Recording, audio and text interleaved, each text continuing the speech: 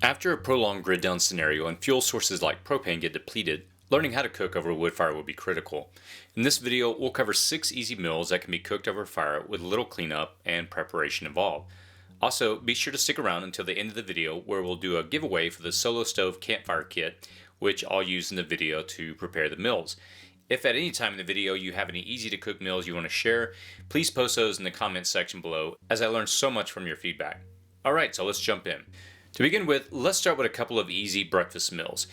I typically eat scrambled eggs and oatmeal most days of the week, and found this one to be easy to cook over a fire as well. And by the way, if you don't like scrambled eggs, you can easily cook an omelet. Having a good cast iron skillet on hand will make this easy to cook. As a prepper, I keep chickens in my backyard as they offer a renewable source of protein.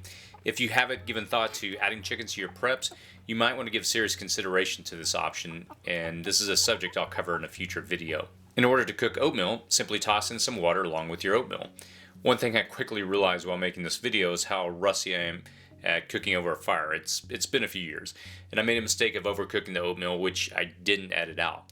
Next time I cook a meal, I'll use a larger pot I can hang from the adjustable chain, which will come in handy to help me control the cooking temperatures by lowering and raising the pot. Next is pancakes and boiled eggs. You'll also want to include syrup or jam for your pancakes and keep those in your preps. I chose boiled eggs for this meal as, well, they're pretty darn easy to cook. Using an egg timer in conjunction makes it easier to prevent overcooking. When cooking the pancakes, I did make the mistake of making them a little thick and ended up burning them on one side. I also should have added a little more water to the mix, but hey, lesson learned. Again, learning to cook is a very overlooked prepper skill set, and I would encourage you to not only learn how to cook over your oven at home, which is important by the way, but learn how to cook over fire, which is a bit more challenging with the fluctuations in temperature. Making mistakes will teach you a lot. Here's a few easy lunches. The first is Mountain House, which is a freeze-dried food which has a shelf life up to 25 years. It's popular among preppers and outdoor enthusiasts as it is extremely easy to prepare.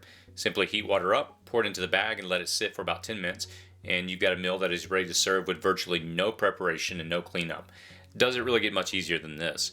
The next is a staple food for many people around the world, rice and beans. For the rice, I personally use brown rice. While it does have a much lower shelf life than white rice and it takes longer to cook, we just don't really eat white rice in our house. And as one veteran prepper taught me a while back, store what you eat and eat what you store. Rotate, rotate, rotate. And from what I've studied online, to reduce the cook time on brown rice, you can soak it for 24 hours prior to cooking.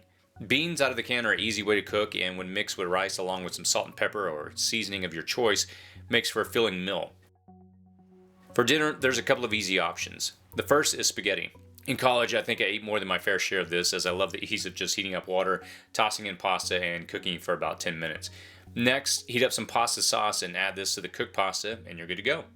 Again, if you want to add in some protein, adding in a can of tuna or chicken works. Also, for the kids, mac and cheese is a great option, and it's very easy to serve up.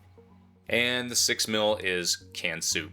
It really doesn't get much easier than this. All you have to do is simply open a can, toss it into a pan, and then heat it up over a fire. You've got a meal in minutes. Easy peasy. One other thing I had to throw in is coffee. Without coffee, what's the point of living, right? With the French press and boiled water, you've got what you need. So here's a few other considerations you might want to think about.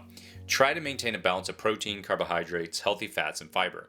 After a prolonged grid down scenario, many people will not have access to protein.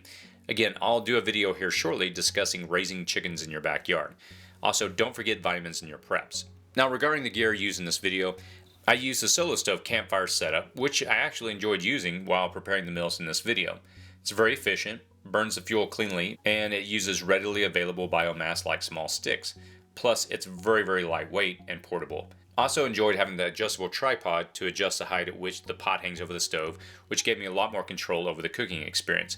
This is the first time I used a tripod to cook over fire, and it definitely added a new dimension to outdoor cooking, allowing me to control the temperature as I cook. About the giveaway I mentioned at the beginning of the video, Solo Stove was kind enough to offer a giveaway for the campfire kit used in the video, the stove, pots, and tripod.